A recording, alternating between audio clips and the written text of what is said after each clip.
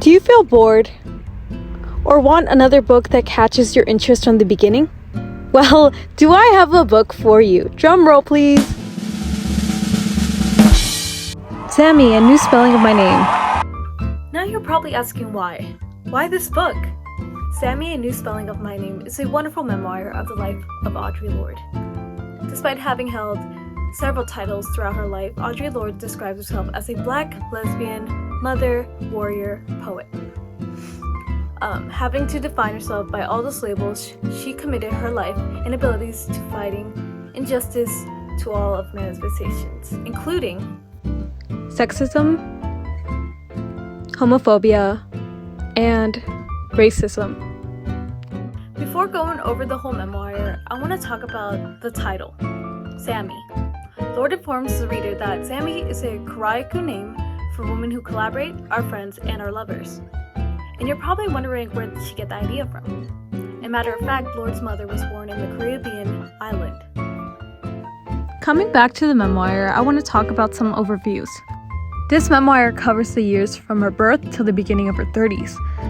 Lorde's memoir centers on her 1950s lesbian identity search. She also displays the lessons learned from her previous relationship. Reading and writing were more and more significant forms of self-expression for her throughout her life. I can tell you she is a poet from this, that, and even this. And that's many more than that. Now let's start from the beginning, shall we? In the 1930s and 40s, Audre Lorde was raised in Washington Heights and Harlem. She's the daughter of immigrants. But Audre Lorde's life wasn't always simple. She had a rough beginning in life and struggled to see in class, being legally blind. Her parents were also a challenging aspect. They were rarely kind and expressive towards her. She had quite severe discipline from her parents as well as from the Catholic school she attended. In Lorde's life, racism also loomed. An example of the racism she had to go through is when the landlord of the family committed suicide because he was so humiliated by renting his house to a black family. And another example they also went through is when they went to the soda and ice cream store for some ice cream, but the waitress approached them and told them they could not dine inside, but she could offer them takeout. This at the time opened the minds of many individuals to racism, and sadly there were plenty of more occasions like this. She does discuss her relationship with all the women she has been with in great detail, and not simply in terms of romance. She uses that to show the process of her lesbian life. From her writing, you can see that she incorporates metaphors into a lot of her writings. It's incredible how she highlights her hardship. Her words, let us feel it, and make it stand out. Despite facing several challenges, she consistently creates something exquisite from her experience, captivating everyone with her writing. I felt a connection to this book, which is why I decided to talk about it. I want to read more of her writing because it is so motivating, and I was not disappointed by the metaphors and symbols that are stuck in my brain and won't go away. I often marvel at how someone can write so beautifully, and how she helps me view things from her perspective. Although I'm neither a reader nor a book person, this was the first book that I didn't quickly flip through or have to read later because I never became bored. The abundance of metaphors and similes in this novel is another aspect I find incredibly appealing. Reading about her discussions of Mexico is quite fulfilling. It is easy to see her swimming through all the sights, sounds, and scents. It's a happy picture, one that applies she's liberated and content. Additionally, there are emblems like the Washington incident, the white counter, the white waitress, the white heat, the white sidewalk, and the white stone monuments of her first summer in Washington, D.C. The summer that she felt her childhood was all white. That was on page 71. White represents terror, blankness, and the spooky, rather than purity, light, and regeneration.